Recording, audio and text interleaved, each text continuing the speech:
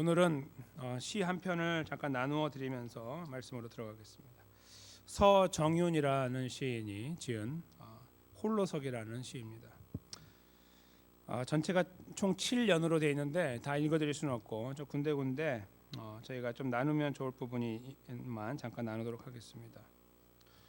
2연에 보면 홀로 선다는 건 가슴을 치며 우는 것보다 더 어렵지만 자신을 올가맨 동아줄 그 아득한 끝에서 대롱이며 그래도 멀리 하늘을 우러르는 이 작은 가슴, 누군가를 열심히 갈구해도 아무도 나의 가슴을 채워줄 수 없고 결국은 홀로 살아간다는 걸 한겨울의 눈발처럼 만났을 때 나는 또 다시 쓰러져 있었다.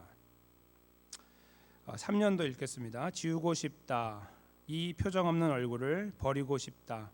아무도 나의 아픔을 돌아보지 않고 오히려 깊은 수렁 속으로 밀어넣고 있는데 내 손엔 아무것도 없으니 미소를 지으며 체념할 수밖에.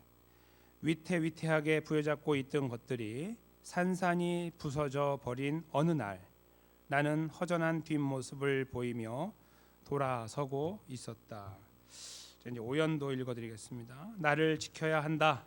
누군가가 나를 차지하려고 해도 그 허전한 아픔을 또다시 느끼지 않기 위해 마음의 창을 꼭꼭 닫아야 한다. 수많은 시행착오를 거쳐 얻은 이 절실한 결론을 이번에는 하며 여겨보아도 결국 인간에게서는 더 이상 바랄 수 없음을 깨달은 날 나는 비록 공허한 웃음이지만 웃음을 웃을 수 있었다. 아무도 대신 죽어주지 않는 나의 삶, 좀 더 열심히 살아야겠다. 6년까지만 읽겠습니다. 나의 전부를 벗고 알몸뚱이로 모두를 대하고 싶다. 그것조차 가면이라고 말할지라도 변명하지 않으며 살고 싶다. 말로써 행동을 만들지 않고 행동으로 말할 수 있을 때까지 나는 혼자가 되리라.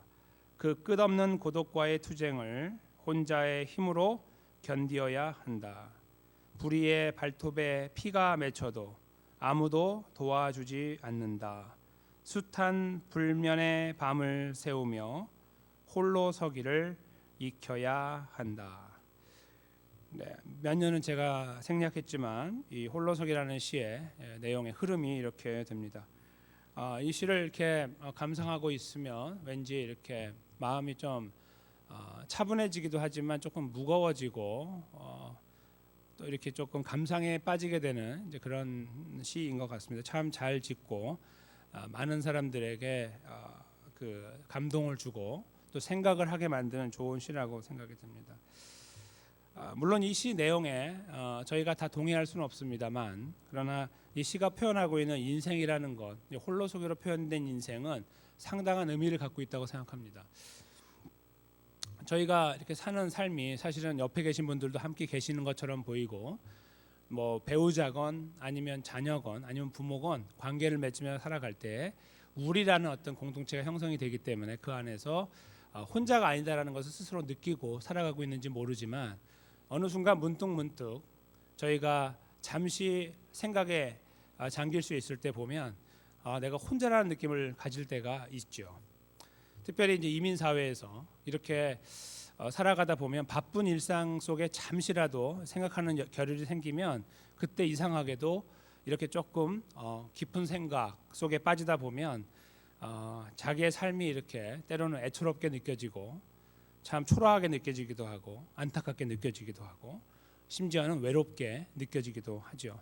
이 시가 참 어떤 의미에서 저희들의 삶, 현대인의 삶을 잘 표현하고 있다고 느낍니다. 이런 홀로서기 내지는 혼자라고 느끼는 이런 감정들과 상황들을 저희가 지나가면서 이제 그것을 극복하기 위한 여러 가지 방법들을 추구하죠. 오늘 여기 이 시 속에도 그런 것들이 나오죠. 결국은 혼자이면서 혼자에게 자기의 손에 발에 모든 힘을 들여서 이제 소위 홀로서기라는 외로운 삶의 현장을 극복하려고 노력하는 이제 그런 내용이 적혀 있듯이 저희도 그걸 극복하기 위해서 주변을 둘러볼 때가 많이 있지만 어느 순간 이 시가 표현하는 것처럼 결국 내가 혼자라는 거, 나 대신 죽어줄 수 없다라는 것을 발견하는 순간 결국 나는 혼자다라고 마지막에 느끼게 된다는 거죠. 그래서 저희들의 삶이 만약에 이런 시처럼 그냥 시 내용 그대로만을 가지고 살아간다면 한편으로는 굉장히 그 앞이 깜깜한 그러한 삶을 살고 있다고도 볼 수 있습니다. 전혀 앞을 내다볼 수 없고 밝은 미래를 점칠 수 없는 이제 그런 시간들을 살아가는 것이다라고도 볼 수 있는 것이죠. 성경 안에서도 홀로서기에 대한 삶들을 많이 표현하고 있습니다. 즉 이렇게 누군가 어울려 살아가고 있는 사람처럼 보이는 어떤 특정한 사람들이 이렇게 들여다보면 자기만의 고백을 이제 담아내는 시간들이 있는데 그럴 때 보면 굉장히 외롭고 힘들고 홀로서기라는 거에서 발버둥 치고 있구나 하는 것을 이제 발견하게 되죠. 저희가 오늘 읽은 이 야곱의 예도 이제 그 하나의 예라고 볼 수 있습니다. 저희가 이 야곱의 예를 들여다보면서 이 홀로 걸어가는 것처럼 보이는 야곱의 그 삶 현장 속에 그가 홀로 가는 것이 아닌 것을 말씀하고 있는 하나님을 저희가 대하면서 이 흐름과 이 대화와 또 이 관계, 또 하나님의 의도와 야곱의 의도, 이걸 저희가 잠시 생각하면서 저희가 함께 소화하고 추스려서 저희 것으로 만들어야 되는 내용이 무엇인지를 좀 헤아려 보는 시간을 가지려고 합니다. 이 말씀이 저희들에게 위로가 되기 원합니다. 그리고 세상이 줄 수 없는 홀로서기라는 삶의 현장 속에서 혼자 힘들어야 되는 삶의 자리에 성경은 우리가 혼자가 아니라고 말씀하고 있다는 사실을 좀 더 이 말씀 속에서 확인할 수 있는 그런 기회가 되면 좋겠습니다. 야곱은 저희가 앞의 내용에 살펴보았듯이 본인의 의도가 약간 있었지만 사실은 그것보다 더 큰 의도는 자기를 컨트롤했던 자기 어머니 리브가에 의해서 조종당하여 여기까지 왔다고도 볼 수 있는 그런 삶을 살았습니다. 제가 이 부분을 해석할 때에 특별히 리브가를 악한 사람으로 해석하지 않았고 또 야곱도 악하다고 해석하지 않았습니다. 오히려 에서의 연약함을 드러냈고 이삭의 연약함을 드러냈었습니다. 왜 그랬냐 하면 사람들로 볼 때에는 사람마다 평가하는 기준이 다르긴 한데 이야기의 흐름은 하나님께서 쥐고 계셨기 때문이죠. 근데 쥐고 계신 하나님의 흐름은 하나님이 원래 야곱을 택하여 야곱으로 하여금 이스라엘을 이루고자 하는 계획이 있었기 때문에 잠깐 드러나고 있는 드라마처럼 보이는 이삭과 리브가와 야곱과 에서의 관계가 얽혀 있다 할지라도 그 여기까지 온 걸음은 하나님의 인도하심이었다라는 것을 저희가 부인할 수 없기 때문입니다. 그렇죠? 그런 의미에서 볼 때 사람의 성품과 어떤 사람 됨됨이가 여기에서 중요하게 작용하는 것이 아니라 그 인생을 잡고 이끌어 가시는 하나님이 중요한 것을 찾게 된다는 것입니다. 그래서 야곱은 이제 그런 의미에서 굉장히 복받은 자입니다. 그냥 컨디션 없이 unconditional love, 하나님의 무조건적인 사랑을 받은 사람으로 이제 비춰지게 되는 겁니다.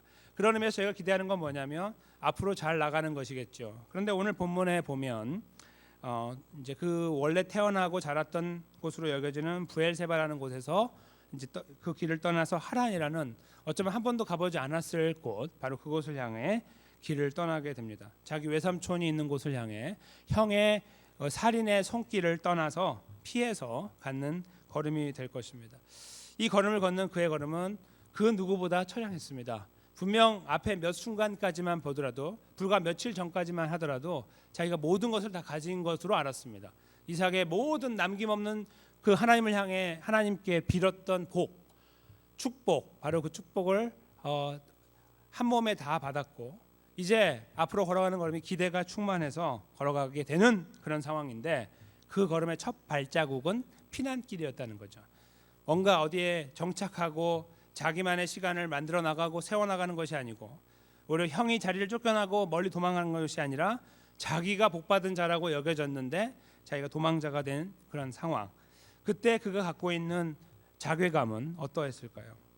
오늘 여기 이제 10절에 그렇게 길을 떠나면서 12절에 가다 보니 한 곳에 이르러 해가 져서 이제 잠을 청하게 됐다라고 쓰고 있습니다. 11절에 그리고 그곳에 한 돌을 취하여 베개하고 누워 잠을 자게 되었다라고 쓰고 있죠. 이제 꿈을 꿨습니다. 잠 속에 꿈에 본즉 사닥다리가 땅 위에 섰는데 그 끝이 하늘에 닿았다. 그리고 하나님의 사자가 그 위에 오르락내리락했다라고 쓰고 있습니다. 여기에서 하나님의 사자는 원래 하나님의 사자들 복수로 번역해야 됩니다. 복수입니다.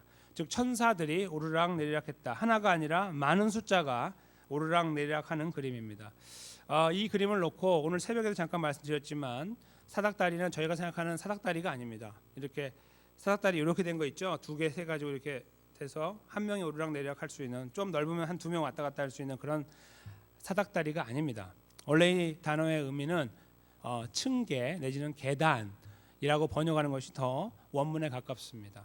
그러니까 계단이 있는 거예요. 계단에 쫙 놓여 있는데 거기가 하늘 끝까지 닿았고 오르락내리락하고 있는 그림인데, 이걸 저희가 보다 더 야곱의 입장에서 이해한다면 이것은 뭐냐면 당시 즉 고대 근동이라는 지역에 퍼져 있던 신전으로 대표되는 지구라시라고 하는 이제 그런 건축 구조물을 말합니다. 약간 피라미드 형태처럼 되어 있는데 돌로 지어지고, 근데 거기에서 이제 여러 가지 그 제사 행위가 되어지는 곳이었죠. 근데 그거는 단 이 이스라엘 지역에만 있는 것이 아니라 고대 근동 전반에 퍼져 있던 것입니다. 지구라시라고 하는. 근데 그런 형태가 가장 야곱의 입장에서 이해하기 쉬운 사닥다리 내지는 층계의 모습입니다. 그러니까 이렇게 구조물이 되어 있고 거기에 이렇게 하늘까지 닿은 그 구조물에 계단을 천사들이 오르락내리락하고 있는 그림을 본 것입니다. 그렇게 되면 그가 금방 이해하는 건 뭐겠습니까? 아, 여기에 신이 있나 보다라고 느끼는 거죠. 여기에 신이 있나 보다 이렇게 느끼게 되는 거죠. 그런 꿈에서 그것을 보게 된 거예요. 13절부터 15절이 이제 하나님의 단락으로 이제 하나님의 말씀이 이런 상황 속에서 그에게 들려오는데, 이제 하나님 말씀을 잠깐 저희가 들여다보면 몇 가지로 요약을 할 수 있습니다. 첫째는 하나님께서 하나님의 이름을 말씀하시죠. 나는 여호와다 이렇게 말씀하시고, 여호와 스스로 있는 자라는 이제 뜻이죠. 그래서 하나님께서 여호와라고 처음에 모세에게 자신을 드러내신 그 장면을 저희가 기억합니다. 근데 여기에서 여호와라는 이름을 하나님께서 쓰실 때에는 특별히 이제 언약이라는 관계 속에서 사용을 하십니다. 여기에 여호와라는 이름이 바로 다음 나오는 아브라함과 이삭과 이어지는 것을 보시면 아시게 됩니다. 나는 여호와니 하면서 너의 조부 아브라함의 하나님이요 이삭의 하나님이라 이렇게 말씀하십니다. 약속 내지는 언약을 언급하실 때 하나님은 유독 자신의 이름을 여호와로 표현하십니다. 여기서도 약속을 지키고 소중하게 여기는 존재, 바로 그 신, 너의 할아버지 그리고 너의 아버지의 신, 함께하였던 신, 바로 내가 그 여호와다라고 말씀하고 계십니다. 그리고 나서 지금 누워있던 이 장소가 어떻게 될 것이라고 14절에 말씀하시냐면 13절 끝에 너와 내 자손에게 주겠다 그렇게 말씀하시고, 14절에 이 내 자손이 이 땅에 티끌같이 되어 동서남북에 편만하게 된다. 땅의 모든 족속이 너와 내 자손 이스라엘을 인하여, 이제 앞으로 이스라엘이 되겠지만 복을 얻을 것이다 이렇게 말씀하십니다. 그리고 내가 너와 함께 있어 네가 어디로 가든지 너를 지키며 너를 이끌어 이 땅으로 돌아오게 할 거다. 여기에 그 하나님의 함께하심이라는 것이 맨 마지막 부분에 나오게 되죠. 어디로 가든지 너와 함께하겠다 이렇게 표현을 하고 계십니다. 그래서 지금 걷고 있는 이 걸음이, 홀로 걷는 이 걸음이, 외롭게 걷는 이 걸음, 뜻하지 않게 발생한 이 걸음이 사실은 혼자가 아니고 하나님이 함께 하시는 걸음인 것을 분명하게 명시하시는 것입니다. 지금 홀로 걷는 것처럼 보이고 이렇게 외롭게 여기서 쭈그리고 잠을 자고 있고 하지만 그렇지 않다. 내가 너의 하나님으로서 너의 할아버지와 아버지와 함께 하였던 것처럼 너와 함께 할 것이다. 이 모든 약속을 이룰 때까지 그렇게 하겠다라고 하나님께서 약속을 주고 계신다는 것이, 그런 의미에서 야곱에게 있어서 이제 큰 위안과 위로가 됐을 것이 분명합니다. 근데 그 이후에 야곱이 잠을 깨고 이제 이렇게 말하죠. 16절에 여호와께서 과연 여기 계셨는데 내가 알지 못했구나라고 하면서 두렵다 하며, 이제 그 다음 절에 말을 하기를 여기가 바로 하나님의 전이고 하나님의 문이다, 하늘의 문이다 이렇게 하면서 그 말이 다 이제 그 하나의 신전을 말하는 거예요. 이렇게 그 지구랏. 그렇게 하면서 야곱이 아침에 일찍 일어나서 아마 중간에 깼던 것이고 그거는 이제 이건 진짜 일어난 것이겠죠. 베개 하던 돌을 가져 기둥으로 세우고 이렇게 똑바로 세웠을 거예요. 길게. 그 위에 기름을 부었고 그곳 이름을 베델이라고 혼자 명명을 합니다. 아무도 없었죠. 혼자 거기다 기름을 붓고 여기가 베델이라 하나님의 집이라는 뜻이죠. 벳은 집, 엘은 하나님, 그래서 베델 하면 하나님의 집이라는 뜻입니다. 그렇게 이름을 지었는데 그곳의 원래 이름이 루스라고 이야기합니다. 왜 이렇게 성경에 보면은 이런 표현들이 나오냐면 그 옛날에는 여러 그 중복되는 지역이 많았어요. 미국도 지금 똑같은 이름이 많죠. 필라델피아도 미국에 3곳이 있단 말이죠. 그러니까 필라델피아시가 저 위에만 있는 게 아니라 2곳이 더 있어요. 그런 식으로 많이 있는데 그러면 어떻게 말을 해야 되냐면 필라델피아 PA 이렇게 써야지만 맞죠. 펜실베니아에 있는 필라델피아 이렇게 써야 맞는 것처럼 당시에도 구약에도 보면 이름이 같은 곳이 많이 있기 때문에 구별을 해야 돼요. 여기가 바로 거기다라고 할 때는 그 관련된 내용을 함께 말을 하게 되어 있습니다. 여기서도 베델의 원래 이름이 루스라고 하면 루스라는 곳이 이 이야기는 루스에서 이루어졌다 이걸 말하는 거예요. 나중에 이것이 한참 후대에 이 이야기가 다시 한번 쓰여지게 돼요. 하나님이 이렇게 일부러 쓰신 거예요. 그러니까 전혀 시대가 다른데 나중에 훗날에 이 똑같은 내용으로 베델이 언급됩니다. 그렇기 때문에 중요하죠. 그래서 베델의 이름을 그러니까 루스의 이름을 베델이라고 바꿨다라는 그냥 지나가는 것처럼 보이나 의미 있는 내용을 여기 남겨놓게 된 거죠. 근데 거기까지 이제 본인이 스스로 한 다음에요.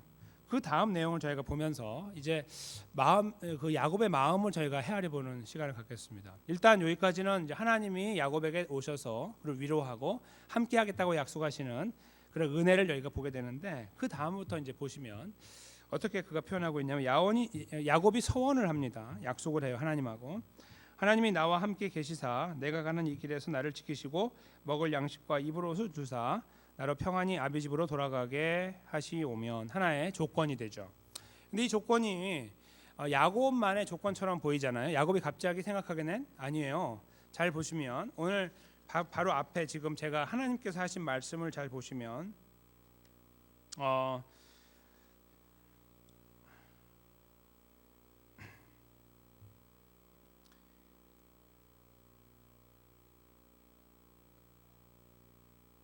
거기 잠시만요. 13절부터 이제 시작하는 하나님 말씀 속에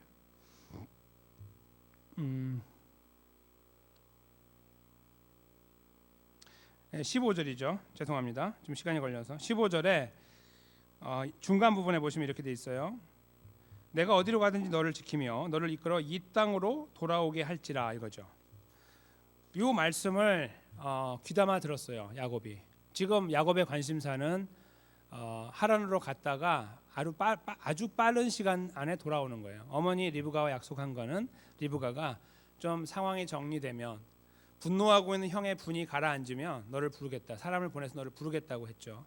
근데 결코 이루어지지 않은 이야기였어요. 그렇죠? 어머니는 안 불렀어요. 야곱을. 이제 그렇게 됐지만 여하튼 그 약속을 믿고 떠나니까 떠나는 야곱의 마음에는 나는 곧 돌아온다 이거예요. 곧 돌아온다. 그런데 여기 마침 하나님께서 말씀하신 것이 돌아오겠다. 그 걸음을 하나님이 인도하신다고 하셨다는 거예요. 그거를 가지고 거기다 살을 붙이는 거예요. 이렇게. 그 살이 뭐냐면 이제 그 내가 가는 이 길에 나를 지키시고 지킨다.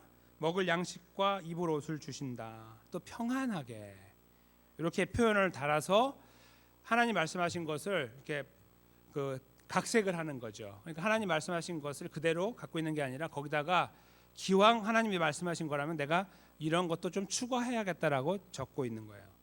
하나님께서 나에게 함께 하시고 나를 여기까지 그렇게 인도해 오실진데 그러면 먹을 양식과 입을 옷, 또 평안한 마음, 그 다음에 나를 지켜주시는 이것도 더불어 달라. 이렇게 그가 하나님이 주신 그 표현에다가 힌트를 얻어서 거기에 더 복을 추가하고 있는 것이죠. 그러면서 그렇게 하신다면 그것이 하나의 조건이 되는 거예요. 지금 그의 관심은 온통 그거죠. 멀리 떠나지만 무사히 돌아오는 것. 그 걸음 속에 하나님이 지키시고 또 먹을 것과 양식을 주시고 평안하게 인도하는 것. 하나님은 함께 너를 여기까지 인도하겠다라고 하셨는데 거기다 그런 것들을 추가하여서 그것이 큰 조건으로 딱 던져진 거예요. 요거 해주시면요 이렇게 말하는 거예요. 요거 해주시면요 그러면 제가 이렇게 하겠습니다 하고 이제 조건을 다는 겁니다. 세 가지인데 제가 하나님을 나의 하나님으로 모시겠습니다. 이겁니다. 그렇죠? 하나님이 내 하나님입니다. 지금까지 내 할아버지 그리고 내 아버지가 여호와 하나님을 본인의 하나님, 본인의 신으로 여겼는데 사실 저는 아닙니다. 이런 의미도 동시에 담겨 있어요. 떠날 때에 그 이삭과의 대화 속에서 특별히 야곱이 이삭에게 했던 표현을 기억하시죠? 아버지 하나님, 아버지의 하나님이라고 말하죠. 내 하나님이 아니고 벌써 거기에서부터 아직 그분은 나는 나의 하나님으로 내가 인정하지 않아요라는 뉘앙스가 강하게 담겨 있는 거예요. 여기서도 마찬가지로 아직 그분을 그렇게 막 자기가 온전히 신뢰하고 의지하는 그런 존재는 아니에요. 그냥 여러 신들 중에 하나처럼 여겼을 가능성이 많아요. 그런 가운데서 지금 그냥 그 덤덤한 마음으로 그분을 만났으니 그분의 음성 들었으니까 그 대상을 향해 이 다른 여러 지구랏들이 있는 중에 요 지구랏에서 만난 요 신에게 내가 던지는 말이에요. 근데 그분이 마침 했던 말은 나는 너의 할아버지하고 너의 아버지의 하나님이었다. 이렇게 말하니 그래요? 그럼 알겠습니다. 그럼 나에게 이거 해주시면 내가 하나님을 내 하나님으로 인정할게요 라고 하는 거예요. 근데 그 내용이 바로 자기가 가장 크게 관심을 갖고 있는 가고 오는 걸음에서의 평안함과 안전, 먹고 사는 문제를 해결하는 것, 바로 거기 있는 것입니다. 그거만 잘 해주시면 그래요. 제가 아직 뭐 마음은 내키지 않지만 한번 해볼게요. 하나님을 내 하나님으로 한번 인정해 드리죠라고 하나님께 이렇게 약속을 하고 있는 거예요. 조건부 약속이죠. 그리고 나서 그것이 끝이 아니라 지금 여기 서 있는 이 돌은 하나님의 전이 될 것이다. 즉 자기가 성공하고 돌아오면 이 베델에 와서 여기다가 내가 지구랏을 세우고 여기에서 내가 하나님을 예배하겠습니다라는 의미가 있는 것입니다. 자기 희생이고 자기의 투자가 동반되는 그런 것이죠. 헌신이 동반되는. 근데 그것을 하겠다라고 쓰고 있는 겁니다. 그리고 마지막에 11조를 언급하고 있죠. 10분의 1. 하나님이 나에게 주신 모든 것에 10의 1을 하나님께 반드시 드리겠습니다라고 표현합니다. 당시 11이라는 건 10분의 1, 그러니까 그 10%라는 것은요, 그 보편적으로 고대 근동의 편만한 어떤 계약 조건이었어요. 그러니까 누군가 나를 지켜준다면 그 지켜주는 분에게 10%를 주는 거야. 내가 갖고 있는 소득의 10의 1을 드립니다. 아브라함이 멜기세덱을 만나서 10의 1을 드리게 된 경위도 거기 있는 거예요. 하나님이 하라고 하신 것도 아니고 성경에 전혀 언급되지 않은 상태에서 10의 1을 드린 거는 그게 그 원래 당시의 풍토였어요. 자기를 지켜주는 자, 자기의 주인이라고 여겨지는 자에게 자기 것에 10의 1을 드려서 관계를 형성하는 것입니다. 그 관계가 그렇게 형성을 하기 위해서 아브라함이 그렇게 했던 것이고, 여기서 자기 할아버지의 그것을 들어서 한지 아니면 어떻게 하는지 모르지만 그것을 아니면 내지는 주변에 고대 근동이니까 많은 지역 사람들이 그렇게 하는 것처럼 나도 당신을 나의 신으로, 나를 지키는 주로 내가 인정해 드리리이다, 이렇게 말하고 있는 거죠. 그러니까 아버지, 할아버지 하나님을 내 하나님으로 모시고 인정하고, 첫째, 그리고 여기가 내가 투자해가지고 지구랏을 짓고, 그리고 마지막으로 내가 얻는 소득에 대하여 10의 1을 드림으로 당신과 나의 관계를 형성하겠습니다. 이것이 그가 내건 조건이 됩니다. 그 약속이 되는 것입니다. 근데 그 약속 앞부분에 있는 이 약속은 저희가 지금 굳이 많이 집중하지 않으려고 그래요. 저희가 조금 포커스를 제가 이쪽 하나님과 야곱의 그 표현의 차이에서 찾으려고 하기 때문에 그래요. 그리고 이제 엄밀하게 따지면 야곱은 20년 지나서 돌아오는데요, 다 까먹어요. 하나도 기억 못해요. 세 가지 중에. 나쁜 사람이죠. 정말 나쁜 사람이죠. 하나님이 다 주셨는데 다 잊어버려요. 결국 하나님이 야 정신 차려, 야야야 불러가지고 너 그때 약속한 거 기억 안 나냐? 나중에 물으세요. 엎드려 절을 받으시는 거죠. 하나님이 아차 하고서 나중에 하죠. 그러니까 사람의 그냥 속성이 확 드러나는 그런 모습을 드러내요. 별로 이게 중요한 게 아니란 말씀이에요. 이 약속 자체가 어차피 못 지킬 약속을 하고 있는 거니까 자기는. 근데 지금 중요한 거는요, 이 사람이 갖고 있는 이 마음을 어떻게 표현하는 거예요. 그는 먹고 사는 문제가 중요해요. 잘 살아야 돼요. 지금 복 받았으니까 기왕이면 부자가 돼야 되는 거예요. 자기 할아버지였던 아브라함도 부자였고 자기 아버지도 굉장한 부자였어요. 그리고 그리고 지금 가는 곳에 있는 라반 그 외삼촌도 굉장한 부자예요. 그러니까 다 부요한 사람들이 이 가문에 속해 있어요. 그러니까 하나님이 그런 복을 이미 주셨기 때문에 그렇게 살아요. 그러니까 자기 갖고 있는 그림은 어떻겠습니까? 뭐 양 한 100마리 이런 걸로 만족하겠습니까? 보통 100마리 갖고 있으면 한 2,000마리는 가져야 좀 다리 뻗고 자는 이런 사람이라고 볼 수 있는 거예요.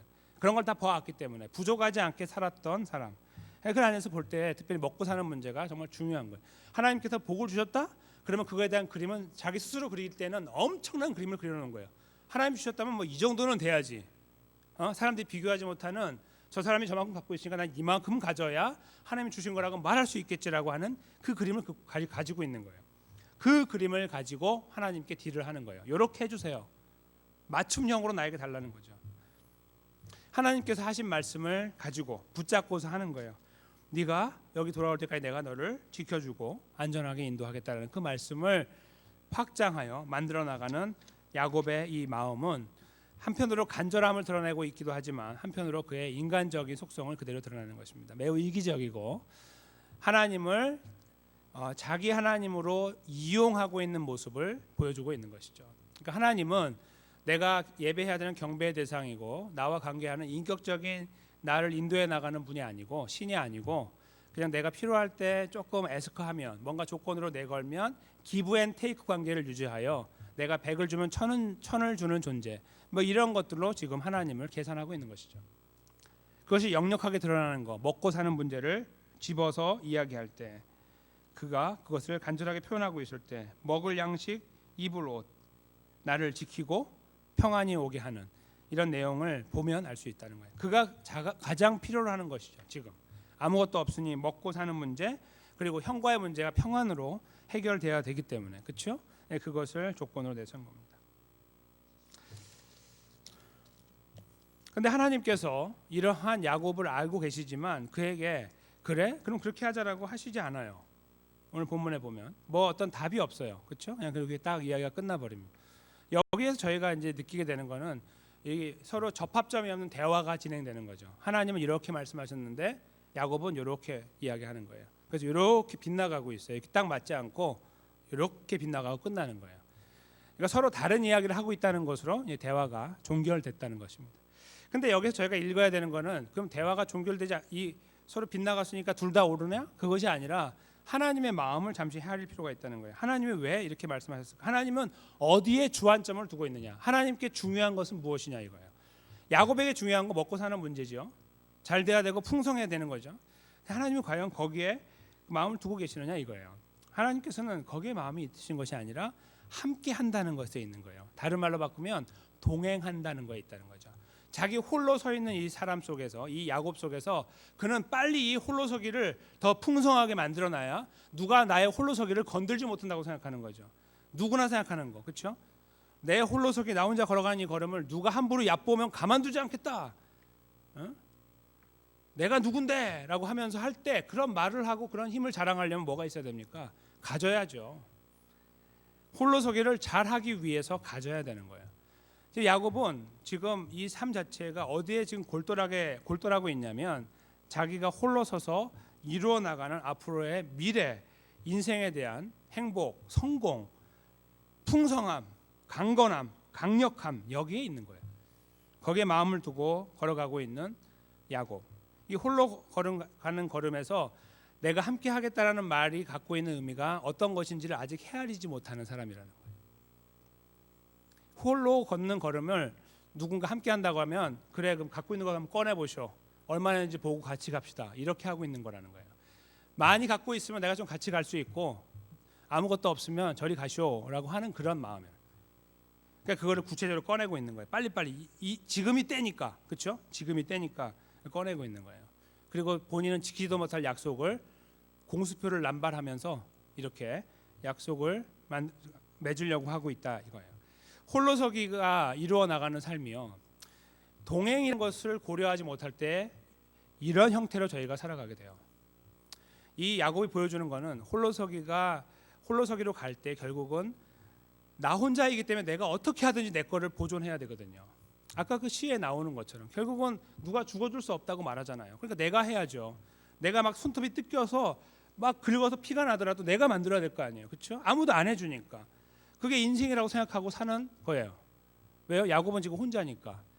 다 가진 줄 알았는데 결국은 다 빼앗긴 것처럼 보이고 멀리 피난을 가야 되는 상황 속에 혼자 가고 있으니 그가 느끼는 외로움을 저희가 여기서 절실히 느낄 수가 있는 거예요. 근데 그것은 단순히 외롭다 해서 저희가 동정해야 되는 것이 아니라 외로움을 표현하는 방법을 볼 때에 그 굉장히 매우 인간적인 모습을 드러내고 있다는 것입니다. 그리고 이것은 스스로를 보존하고 세우기 위해서 거기에 갈망을 두고 거기에 모든 것을 걸고 있다 하는 것을 보게 된다는 거예요. 이게 이루어지지 않으면 하나님과 당신이 필요 없는 거예요. 뭐 동행이 필요가 있어요. 내가 잘 먹고 잘 살고 내가 서야 되는데 당신이 해줄 수 있어요 없어요? 빨리 대답해요. 그걸 물어보는 거죠. 해줄 거면 내가 제대로 하고 아니면 필요 없고 난 저기 다른 지구락 가가지고 다른 신 내가 만나면 되니까 저리 가요 라고 하고 싶은 거죠. 그게 지금 야곱이 갖고 있는 마음이에요. 왜요? 당신은 나하고 도대체 나에게 뭘 해줄 건데요? 나는 당신 같은 거 필요 없고 내가 원하는 거 해줄 수 있느냐 없느냐 그거만 답하세요라고 이야기하는 거예요. 그러면 되니까요. 왜냐하면 그거 받으면 내 계산 속에는 이 정도만 있으면 되니까. 그럼 내가 홀로 설 수 있고 아무도 날 건들지 못하니까 이렇게 말할 수 있는 거예요. 그런 생각이 그를 지배하고 있는 거예요. 그래서 하나님께서 내가 너와 함께하겠다고 하는 그 말씀의 의미를 헤아리지 못한 거예요. 거기에 모든 것이 담겨 있는데 중요하지가 않은 거예요. 내가 너와 동행하겠다. 내가 너의 동행자가 되겠다. 너 홀로 있는 거 아니다. 내가 너와 함께하고 있다. 그거 알아라 라고 하시는 하나님의 말씀을 이해 못하는 거예요. 그러니까 대화가 이렇게 빗나가고 있는 거예요. 계속. 그렇죠? 하나님 그걸 꺾지 않으세요. 가만히 있어봐. 네가 이해 못하네. 네, 하나님께서 궤도를 틀어서 내려와요? 아니요. 그렇게 안 하세요. 하나님의 방법을 계속 지켜나가고 계시죠. 나중에 먼 훗날 정말 먼 훗날 야곱이 그걸 알게 됩니다. 먼 훗날 그 야곱 11번째 아들인 요셉을 잃어버리고 한참 뒤에 알아요. 자기 인생 마지막 가가지고 아는 거예요. 지금까지도 모르고 아직도 모르고 아직 한참 더 가야 돼요. 그 모습으로 사는 거예요. 근데 이 야곱이요 못나서 이런 것이 아니라 이 야곱의 모습을 저희가 곰곰이 들여다보면 우리가 보이는 거예요. 하나님께서 우리에게 약속하신 복의 가장 핵심과 가장 강력한 복의 그 내용은 함께 하심으로 정의가 됩니다. 함께 하심으로 정리가 돼요. 동행한다. 내가 너와 함께 한다라는 것으로 정리를 하고 계십니다. 그런데요. 저희는 살아가는 삶에서 지금 당장 만나는 문제가 더 중요해요. 하나님 함께하는 거 어떻게 증명하실 건데요? 나한테 한번 보여주세요. 라고 하고 싶은 거예요. 우리의 기도의 내용들이 그런 게 참 많지 않으세요? 하나님 정말이에요? 한번 보여주세요. 나 이런 거 필요하고 저런 거 필요해요. 나 당장 이렇게 돼야 돼요. 이런 거 이렇게 있잖아요. 어떻게 하실 거예요? 라고 우리가 공손하게 기도하잖아요. 같은 내용인데 공손하게 하나님 주시옵소서 이렇게 기도하잖아요. 원래 줄 거예요 안 줄 거예요 라고 하고 있는 원래 기도지만 그걸 좀 저희가 부드럽게 말한다면 주시옵소서 라고 기도하고 있어요. 저는 저희가 살아가고 있는 의식주 문제가 아무것도 아니다 그렇게 말씀드리는 것이 아니에요. 그렇죠? 먹고 사는 문제가 아무것도 아니다 그런 말씀이 아니라 그거보다 더 크고 중요하고 하나님이 관심 갖고 있는 것은 함께함이다 동행함이라 하는 거예요. 나는 너의 동행자다라고 말씀하시는 것에 모든 것이 있다고 하나님 말씀하고 성경은 말씀하고 있는데 저희는 자꾸 그런 내용보다는 조금 더 구체적으로 내가 지금 땡기고 싶은 것들을 땡기고 싶어 하는 거예요. 하나님을 조건으로 해서. 그리고 내가 때로는 지키지도 못할 약속들을 남발하면서 하나님 앞에 그걸 가지려고 하는 그런 모습으로 살아갈 수 있다는 거예요.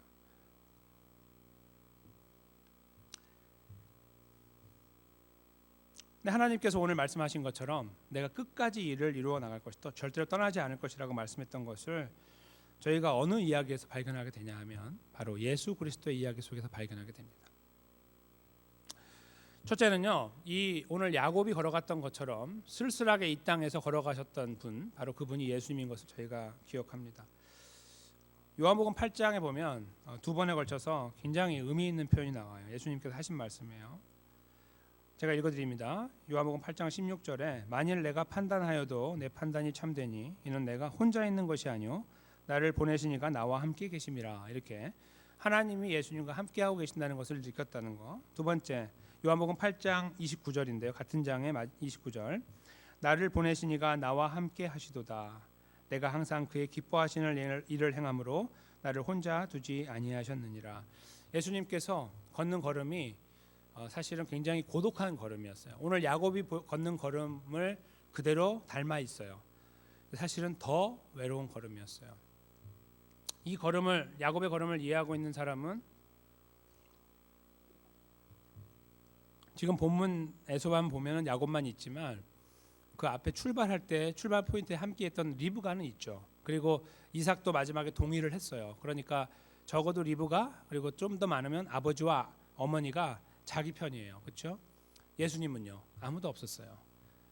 제자들은 다 헛개비예요. 아무것도 아니에요. 훅 불면 날아가는 것들이 다 제자였어요. 아무것도 아니었어요. 예수님 혼자였습니다. 혼자.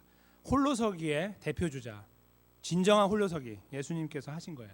근데 그 걸음 속에서 그 외로움의 시간, 아무도 알아주는 고독한 시간을 걸어가시면서 구원의 길을 위해서 그 길을 걸어가실 때 항상 노티스하고 있는, 알고 있는 분, 바로 그것은 하나님이었다는 거예요. 하나님이 나와 함께 하신다는 사실을 붙잡고 인간 예수가 걸어가신 겁니다. 그리고 나서 그 예수님께서요, 이 걸음을 하나만 더 읽어드릴게요. 요한복음 16장 32절인데 같은 맥락이에요. 보라, 너희가 다 각각 제 곳으로 흩어지고 나를 혼자 둘 때가 오나니. 언제죠? 겟세마네에서 기도하실 때. 기도 끝나고 나서죠. 기도할 때도 혼자 하셨지만 기도 끝나고 나서 잠자다가 다 벌떡 일어나잖아요. 이게 무슨 일이지? 새벽에, 그렇죠? 벌써 왔도다 하면서, 그러나 내가 혼자 있는 것이 아니라 아버지께서 나와 함께 계신다, 이렇게 말씀하셨어요. 제자들이 다 있다가 베드로는 이거 헛일 했잖아요. 귀 자르는 이런 거 이상한 액션을 취하고 혼자 막 장난치듯이 뭐 아무런 의미 없는 일 그런 거 하고 있었잖아요. 다 치우라고 예수님께서. 그랬더니 다 떠나가 버리고, 바로 그때에 예수님 말씀이 아버지께서 나와 함께 계신다. 예수님 머릿속에 항상 이 생각을 계속 가지고 계셨을 뿐만 아니라 그거를 계속 표현하셨어요. 그것이 끝이 아니고 이제 그 걸음을 끝으로 해서 십자가의 죽으심과 부활을 이루신 다음에 그거 하시기 전에 제자들에게 이런 표현을 하셨어요. 이런 말씀하셨어요. 내가 아버지께 구하겠으니 그가 또 다른 보혜사를 너희에게 주사 영원토록 너희와 함께 있게 하실 것이다. 이렇게 예수님께서 약속을 하셨습니다. 성령님이 오실 거를 약속하셨죠. 그런데 그렇게 약속하시는 것이 끝자락에서 아까 읽어드린 요한복음 16장 말씀이 나온 거예요. 그런 다음에 이제 십자가 사건이 이루어지고요. 결국 부활하신 예수님께서 제자들에게 마지막으로 주신 말씀이 있죠. 내가 너희에게 분부한 모든 것을 가르쳐 지키게 하라. 볼지어다 내가 세상 끝날까지 너희와 항상 함께 있으리라 하시니라. 아멘. 마태복음 28장 20절 말씀이죠. 제가 오늘 본문에 드러나고 있는 내용과 굉장히 흡사한 내용입니다. 그렇죠? 하나님께서 야곱에게 주신 약속. 야곱처럼 그 길을 걸어가신 예수님, 그러나 항상 동행하고 계시는 하나님을 신뢰하고 의지하고 걸어가셨던 예수님은 이제 그 모습 그대로를 제자들 내지는 예수님의 하나님의 자녀들에게, 저희들에게 그대로 심어주기 원하셨습니다. 그래서 그 성령 하나님이 너희에게 올 것을 기다려라. 보내주시면 너희가 그분과 동행하고 그분이 너희의 동행자가 될 것이다를 말씀하셨고, 사실은 그 내용이 이런 의미다라고 말씀하신 것은 마태복음 28장 20절이에요. 성령님이 오시는 것, 그것은 곧 내가 너희와 함께하는 거다라고 다시 한번 정확하게 말씀하셨죠. 다시 말씀드리면 저희는 있잖아요. 하나님 백성인 저희들은 세상이 갖고 있는 가치관에 얽매여 살아서는 안 되는 사람들이라는 것을 알게 돼요. 야곱이 가지고 있던 발버둥치는 모습을 저희가 그대로 성경이 저희들에게 용인하고 다 그런 거야. 그래 다 하니까 너도 해. 이렇게 말씀하고 계시지 않는다는 거예요. 저희들의 가치관이 거기에 머무르잖아요. 그러면 자꾸 넘어져요. 갑작스런 죽음 이런 거 있죠. 갑작스런 병, 암 이런 거. 갑자기 거기 걸리면 저희가 주체를 못합니다. 이게 어떻게 내가 하나님 믿는데 이렇게 될 수 있습니까? 이렇게 말하거든요. 잘못된 겁니다. 가치관이 틀려서 그래요. 세상 사람들이 갖고 있는 가치관은 그래요. 절대로 암 걸리면 안 되고 교통사고 나면 안 되고 사업 망하면 안 돼요. 신이 나와 함께하면요. 그게 야곱의 생각인 거예요. 그렇게 해주실 거예요? 안 하실 거예요? 그거 항상 그게 관심이고, 하나님은 아니 나는 너와 함께할게. 네가 불구덩이에 들어가도 내가 너와 함께할게. 네가 사망의 음침한 골짜기를 가도 내가 너와 함께할게. 이것이 하나님의 은혜고 복입니다. 그것을 성경은 저에게 강조하고 있어요. 예수님도 그것을 마지막 날에 제자들에게 리마인드 하시며 천국으로 올라가신 것이죠. 저희들의 관심을 하나님께 둘 수 있도록 하신 것이 뿐만 아니라 우리가 잘못 갖고 있는 복이라는 거의 가치관을 바꾸도록 하고 계신 겁니다. 하나님이 함께 하시는 것이 가장 큰 은혜이고 복이다 하는 것을 말씀하고 있는 것입니다. 다시 말씀드리면 암 걸리고 사업이 망하고 갑작스러운 사고로 세상을 떠나는 것이 결코 저주가 아니고 결코 문제가 아니에요. 엄밀하게 따져볼까요? 천국에 먼저 가신 겁니다. 사실 남아있는 관계 때문에 저희가 힘들어요. 그렇죠? 여기 남아있는 사람들의 관계 때문에 힘들지만 그 개인적으로 보면 사도 바울의 고백처럼 나 지금 당장 죽고 싶다 그랬죠. 사도 바울이. 나 죽고 싶다 지금 당장. 다른 말로 어떻게 표현해요? 성경은 그렇게 표현하지 않고 어떻게 했습니까? 나는 당장 주님과 거하고 싶다 이렇게 말했어요. 그걸 우리가 알아듣기 쉽게 말하면 나 지금 당장 죽고 싶다 그런 말이에요. 그것이 자기에게 복이라는 걸 알고 있었죠. 그러나 내가 일이 있기 때문에 너희들을 위해 남아있는 거다라고 하나님이 나에게 머물러 주실 때까지 내가 있는 거라고 표현했죠. 그 관점이 필요한 거예요. 그게 그리스도인이 가져야 되는 관점이에요. 지금 야곱을 통해서 보여주는 거는 우리가 보여주고 있는 거예요. 우리는 그렇지 못하고 여전히 그렇지 못한 가치관으로 살아요. 그러나 하나님은 대화가 맞지 않고 빗나간다 할지라도 분명한 것을 말씀하시는 거예요. 이거다라고 하시는 거죠. 내가 함께함이 진실로 복이다. 그런데 저희가 곰곰이 생각해 보면 그 복을 받은 자라는 수혜자라는 것을 알게 됩니다. 그렇죠? 예수 그리스도께서 우리 왜 십자가에 돌아가셨고 부활하셨고 그 예수 그리스도께 우리 안에 들어오셔서 우리를 인도하고 지키시고 하나님 백성의 자리에 견고하게 세워 주실 뿐만 아니라 지금도 인도하고 계십니다. 더 큰 복이 있으십니까? 이거보다? 아직 모자란 거 많이 있으시죠? 물론 있지만 그러나 가장 중요한 복에 대하여 저희 관심을 다시 한번 집중하는 시간이 필요하지 않겠습니까? 거기에 저희가 여전히 빗나가는 대화에 머무르지 마시고 하나님 곰곰이 생각해 보니까 제가 다 갖고 있네요. 다 갖고 있네요. 감사합니다 하나님. 이렇게 고백할 수 있는 고백이 우리 안에 다시 한번 새롭게 일어났으면 좋겠습니다. 그리고 그 고백 위에 서서 우리가 걸어가야 되고 헤쳐나가야 되는 소위 세상 사람들이 말하는 것처럼 홀로 서는 거라고 말할 때 아니 나는 홀로가 아니야. 내 옆에 있는 사람이 아니라 할지라도 내 아내고 내 남편이고 내 자녀고 내 부모가 아니라 할지라도 주님이 나와 함께하고 있기 때문에 나는 혼자가 아니야라고 말씀하시면서 스스로를 말씀하시면서 하나님 백성을 넉넉하게 주님을 의지하여 걸어가게 되시는 그런 은혜의 자리에 저희 모두가 힘있게 세워져야 될 줄로 믿습니다. 그 자리에 다시 한번 쓰셔서 주님이 주시는 위로와 평안 그 새로운 가치관 속에서 풍성함을 누리시고 소망을 진실된 소망을 간직한 자의 걸음을 걸어가게 되시기를 주님의 이름으로 간절히 축원합니다.